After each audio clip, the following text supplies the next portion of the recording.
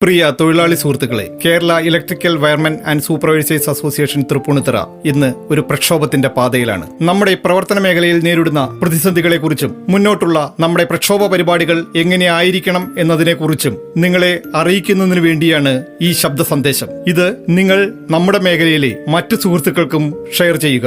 Central electricity authority പുതിയതായി കൊണ്ടുവരാൻ ഉദ്ദേശിക്കുന്ന നിയമപരിഷ്കാരം നമ്മുടെ തൊഴിൽ മേഖലയെ ദോഷകരമായി ബാധിക്കും. ഈ നിയമം നടപ്പിലായാൽ കേരളത്തിൽ മാത്രമുള്ള സി ക്ലാസ് കോൺട്രാക്ട് ലൈസൻസ് പൂർണ്ണമായും ഇല്ലാതെയാകും. വയർമാൻ എന്നതിന് പകരം ITI ഇലക്ട്രിക്കൽ പാസ്സായവർക്ക് മാത്രമേ വയറിംഗ് ജോലികൾ ചെയ്യുവാൻ കഴിയൂ. ഇത് ഈ മേഖലയിൽ പണിയെടുക്കുന്ന ലക്ഷക്കണക്കിന് തൊഴിലാളികളെ പട്ടിണിയിലാക്കും. CEA-യുടെ ലൈസൻസിംഗ് നയം പുനഃപരിശോധിക്കണം എന്ന് ആവശ്യപ്പെട്ടുകൊണ്ട് KEWSA ബഹുമാനപ്പെട്ട കേരള സ്റ്റേറ്റ് ലൈസൻസിംഗ് ബോർഡ് സെക്രട്ടറിക്കും ബഹുമാനപ്പെട്ട ചീഫ് ഇലക്ട്രിക്കൽ ഇൻസ്പെക്ടർക്കും കേരള നിയമമന്ത്രി ശ്രീ AK ബാലൻ അവർക്കും നിവേദനം നൽകിയിട്ടുണ്ട്. ഈ നിയമപരിഷ്കാരം വരുവാനുള്ള സാഹചര്യം ഒന്ന് വിശദമാക്കാം. KSEB-യിലെ ഭൂരിപക്ഷം തൊഴിലാളികൾക്കും CEA നിർദ്ദേശിച്ചിരിക്കുന്ന യോഗ്യത ഇല്ല എന്ന് ഒരു പരാതി സെൻട്രൽ ഇലക്ട്രിസിറ്റി അതോറിറ്റിയിൽ ലഭിക്കുകയും അവർ ലൈസൻസിയായ KSEB ലിമിറ്റഡിനോട് വിശദീകരണം ആവശ്യപ്പെടുകയും ചെയ്തു. KSEB ജീവനക്കാരെ സംരക്ഷിക്കുന്നതിന് വേണ്ടി അവരുടെ യൂണിയനുകളുടെ